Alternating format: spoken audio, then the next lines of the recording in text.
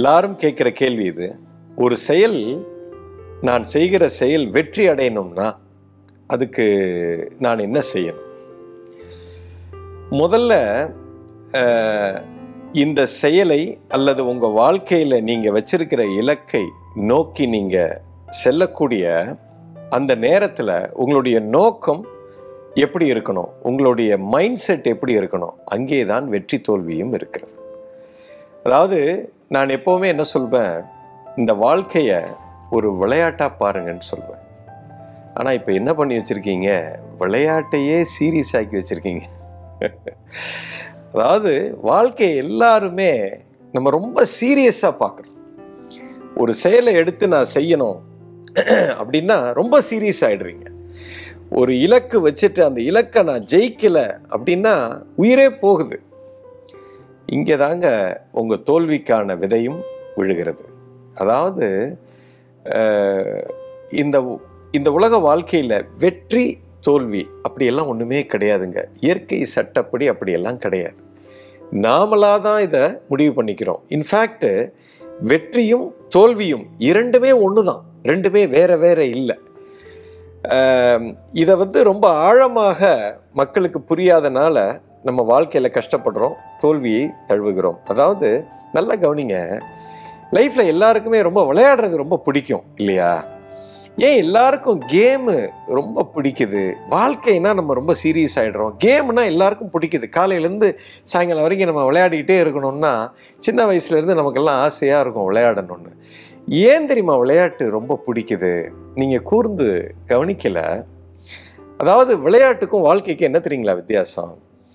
விளையாட்டில் நம்ம ஒரு விளையாட்டு விளையாடுறோம், ஜெயிக்கணும்னு விளையாடுறோம். நல்லா புரிஞ்சுக்கோங்க, எனக்கு ஜெயிக்கணும்னு ஒரு ஆசை இருக்குது, நம்பர் 1.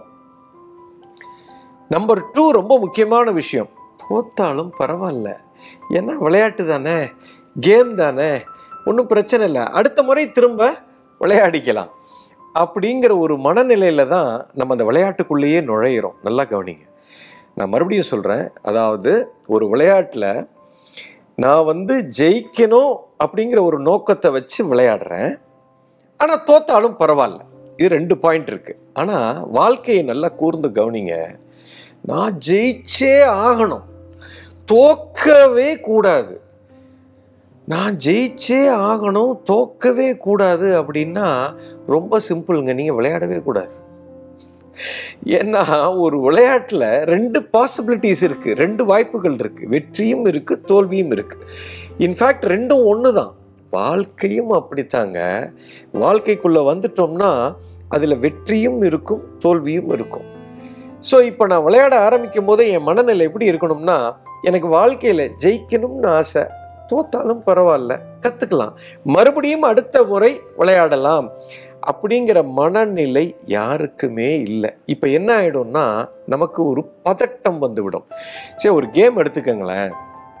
இப்போ நீங்கள் ஷட்டில் ஆடுறீங்க, அந்த பால் அங்கேருந்து வருது, அங்கேருந்து அந்த பால் வரும்போது இந்த பாலை நான் அடிச்சே ஆகணும், கரெக்டாக அந்த கோர்ட்டில் விழணும், அது எங்கேயாவது மாற்றி விழுந்துருச்சுன்னா ஐயோ நான் தோற்றுருவேன், ஐயோ நான் தோக்கக்கூடாது, ஐயோ நான் தோக்கக்கூடாது அப்படிங்கிற ஒரு மனநிலையில் நான் அதை அடிக்கும்போது உள்ளுக்குள்ளே பதட்டம் தான் இருக்கும். ஒவ்வொரு கணமும் நான் பதட்டத்தோடவே விளையாடுவேன். அதாவது அந்த முடிவை நான் நிர்ணயம் பண்ணி வச்சுட்டேன், ஜெயிக்கிறோம், நான் தோக்கக்கூடாது. எப்போ ஒரு முடிவில் போய் நீங்கள் சிக்கிட்டீங்களோ அந்த ப்ராசஸை நீங்கள் என்ஜாயே பண்ண முடியாது. இன்ஃபேக்ட் ரொம்ப பதட்டத்தில் இருப்பீங்க. அப்போ பதட்டத்தோடு நான் ஒரு செயலை செய்து கொண்டு போகும்போது தோல்வி உறுதிங்க கண்டிப்பாக. You understand? அப்போது எப்போ நான் ஒரு செயலை முழுமையாக அற்புதமாக ஆனந்தமாக நான் செய்ய முடியும்னா அந்த முடிவை நான் நிர்ணயம் பண்ணக்கூடாது.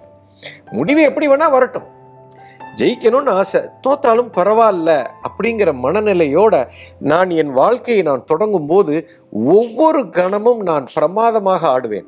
எனக்கு ஒரு பெரிய விடுதலை இருக்கும், ட்ரெமெண்டஸ் ஃப்ரீடம் இருக்கு. அந்த செயலை நான் முழுமையாக நான் செய்வேன். ஒவ்வொரு கணமும் நான் அந்த முடிவை நோக்கி செல்லக்கூடிய அந்த பாதை ரொம்ப ஆனந்தமாக இருக்கும், அற்புதமாக இருக்கும். கட்டாயம் வெற்றி உங்களுக்கு கிடைக்கும். அதனால தான் கிருஷ்ணர் சொல்றாரு, கடமையை செய், பலனை எதிர்பார்க்காதேன்னு சொல்றாரு. இது ஒரு இயற்கை சட்டம்ங்க.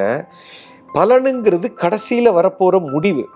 அந்த முடிவை எதிர்பார்த்து எவன் ஒரு செயலை செய்து கொண்டிருக்கிறானோ அவன் செயலில் முழுமையாக இருக்க முடியாது. அப்போ செயல்ல பதட்டம் வந்து விட்டால் கட்டாயம் வெற்றி எனக்கு கிடைக்காது. அப்போ இதுல சூக்ஷ்மம் என்னன்னு சொன்னா, நான் விடுதலையாக ரொம்ப சுதந்திரமாக நான் செயல்படணும்னா நான் செய்யக்கூடிய ப்ராசஸ்ல தான் கவனமா இருக்கணுமே தவிர முடிவுல கிடையாது. அஃப்கோர்ஸ் அப்ப நான் வெற்றி அடையணும்னு நினைக்கிறது தப்பே இல்லை. அதை வெற்றி அடையணுங்கிற ஆசை இருக்கணும், இல்லைன்னா விளையாட்டே விளையாட முடியாது.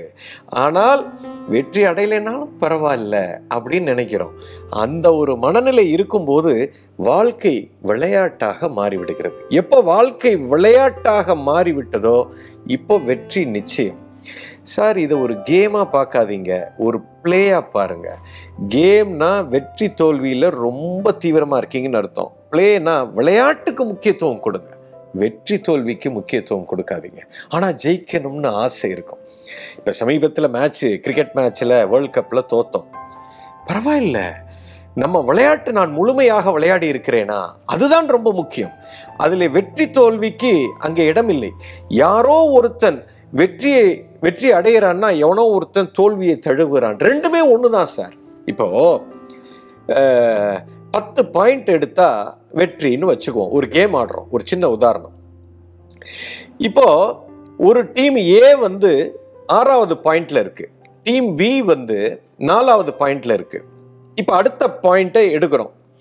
இப்போ ஏ டீம் வந்து 6வது பாயிண்ட்ல இருந்து 7வது பாயிண்ட்டுக்கு நகருது.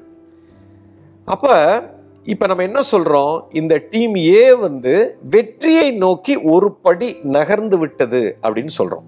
இப்ப பாருங்க, அந்த வெற்றியை நோக்கி அந்த ஏ டீம் ஒரு படி நகர்ந்த அதே தருணம் இந்த பி டீம் தோல்வியை நோக்கி ஒரு படி நகருகிறது. அப்ப பாருங்க, இந்த வெற்றி தோல்விங்கிறது ரெண்டுமே ஒண்ணுதான். எப்போ ஒரு டீம் வெற்றியை நோக்கி ஒரு படி நகருதோ அதே கணம் இது தோல்வியை நோக்கி நகரும். இது ரெண்டுமே ஒண்ணுதான். இந்த வெற்றியை நோக்கி இது நகரவில்லை என்று சொன்னால் இது தோல்வியை நோக்கி நகராது. அப்போ இப்போ 9வது பாயிண்ட்ல இருந்து 10வது பாயிண்ட்டுக்கு நகரும் பொழுது இது வெற்றி அடைஞ்சிருச்சுன்னு சொல்றோம்.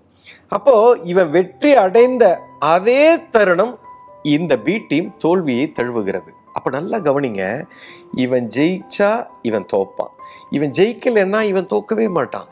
அப்போ இரண்டுமே ஒன்றுதான் சார். வெற்றி தோல்விங்கிறது ரெண்டுமே ஒன்று. இதை ரெண்டையும் சமமாக பார்த்து இது ரெண்டுக்குமே எனக்கு பாசிபிலிட்டி இருக்குது, ஆனால் எனக்கு வெற்றி அடையணும்னு ஆசை அப்படிங்கிற மனநிலையை வைத்து எவன் வாழ்க்கையை நகர்த்துகிறானோ இவனுக்கு எப்பொழுதுமே பதட்டம் இருக்காது. செய்கிற அந்த முடிவில் கவனம் இல்லாமல் அவன் செய்கிற ஒவ்வொரு விஷயத்தையும் அவன் கவனமாக செய்வான். முழு ஈடுபாட்டோட சுதந்திரமாக உங்களால் செயலாற்ற முடியும். எப்போ அந்த மாதிரி நீங்கள் செயலாற்றுகிறீங்களோ வெற்றி நிச்சயம்ங்க. தோல்வியை பற்றி நீங்கள் கவலைப்பட வேண்டிய அவசியமே இல்லை. இதுக்கு இன்னொரு அற்புதமான ஒரு உதாரணம் தோணுகிறது இந்த கணத்தில், அதையும் நான் பகிர்ந்துக்கணும்னு நினைக்கிறேன். இப்போ ஒரு கார் ஓட்டிட்டு போறீங்க, சரிங்களா? இப்போ சென்னையிலிருந்து நான் கோயம்புத்தூருக்கு கார் ஓட்டுறேன், ராத்திரி 7 மணிக்கு. இப்போ எனக்கு கோயம்புத்தூருக்கு போகணுங்கிறது என்னுடைய இலக்கு, நான் ஜெயிச்சிட்டேன். இப்போ நான் காரை 7 மணிக்கு எடுத்துட்டு ஓட்ட ஆரம்பிக்கும் போது, எப்பா கோயம்புத்தூர் எங்க இருக்கு, கோயம்புத்தூர் கண்ணுக்கு தெரியலையே, கோயம்புத்தூர் கண்ணுக்கு தெரியலையே, கோயம்புத்தூர் எப்போ வரும் இப்படி நான் ஓட்டக்கூடாது. 7 மணிக்கு நான் காரை எடுக்கிறேன், லைட்டை போடுறேன், பார்த்தா 150 அடி தான் என் கண்களுக்கு தெரிகிறது. இந்த 150 அடியை நான் முழு கவனமாக நான் ஓட்ட வேண்டும். என் கவனம் பூரா இங்கதான் இருக்கணும். அஃப்கோர்ஸ் கோயம்புத்தூருக்கு போகணுங்கிற இலக்கு என் மனதில் இருக்கிறது. அந்த இலக்கை வச்சுக்கங்க, அதை எடுத்து ஓரமாக வச்சுட்டு என் முழு கவனத்தை இப்போ என் கண் முன்னால் யார் வருகிறார்கள் இதில் நான் முழு கவனமாக இருக்க வேண்டும். அப்போ இந்த 150 அடி என் கண்ணுக்கு தெரிகிறத நான் சரியாக செய்து விட்டால் அடுத்த 150 அடி என் கண்ணுக்கு தெரியும். அதை நான் சரியாக செய்ய வேண்டும். அதை நான் சரியாக செய்து விட்டால் அடுத்த 150 அடி என் கண்ணுக்கு தெரியும். அதை நான் சரியாக செய்ய வேண்டும். இப்படியே நான் போய்கிட்டே இருந்தா கோயம்புத்தூர் கட்டாயம் வந்துவிடும். ஆனந்தமாக நான் ஓட்டி செல்ல முடியும், வெற்றி நிச்சயம். ஆனால் இங்கே உட்கார்ந்துக்கிட்டு நான் கோயம்புத்தூரை சிந்தித்து கொண்டு இருந்தேன் என்று சொன்னால், இங்கே நான் காரை போய் எங்கேயோ ஒரு இடத்துல போய் சொருகி ஆக்சிடென்ட் ஆகிடும். நீங்கள் ஒரு வீடு வாங்கணும்னு நினைக்கிறீங்க, நல்லா கவனிங்க.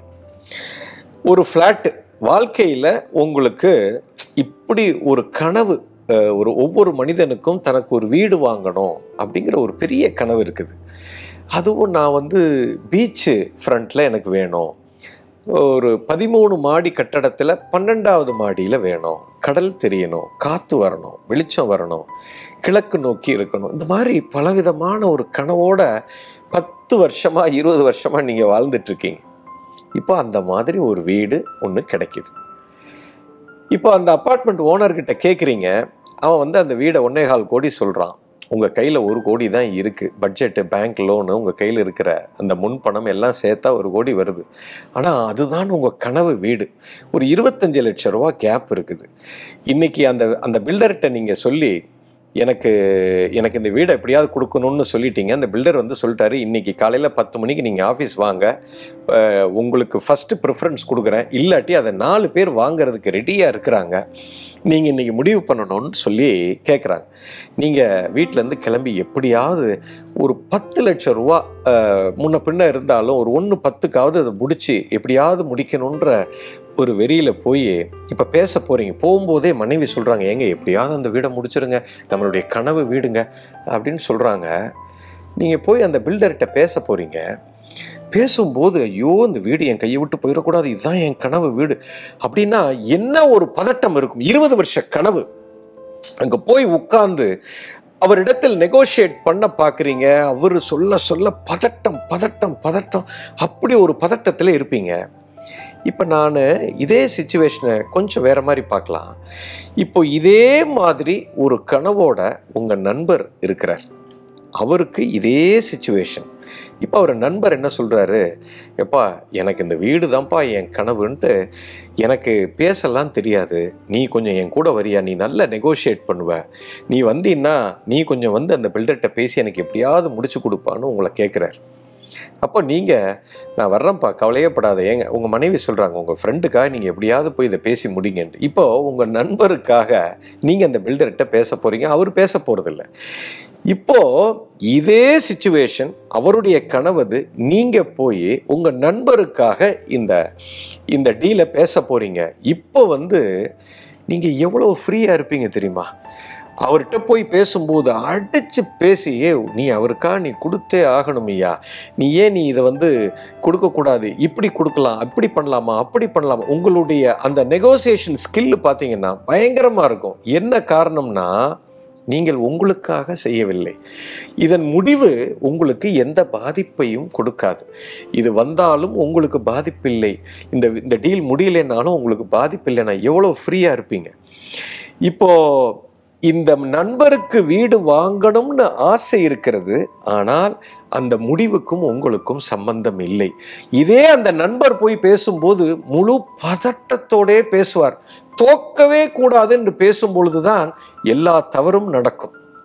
ஆனால் நீங்கள் இருக்கிற இப்போ சிச்சுவேஷனில் முழு சக்தியாக அங்கே பேசுவீர்கள். கட்டாயம் இந்த டீலை ஜெயிப்பீங்க.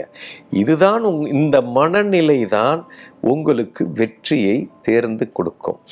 அதாவது எப்பொழுதுமே ஒருவன் தோக்கிறதுக்கு எப்போ தயாராக இருக்கிறானோ இப்பொழுதுதான் இவன் முழுமையாக செயல்பட முடியும். நான் தோக்கவே கூடாது அப்படின்னு நினைக்கிறவன் பதட்டத்தில் இருப்பான், அவனால் ஜெயிக்கவே முடியாது.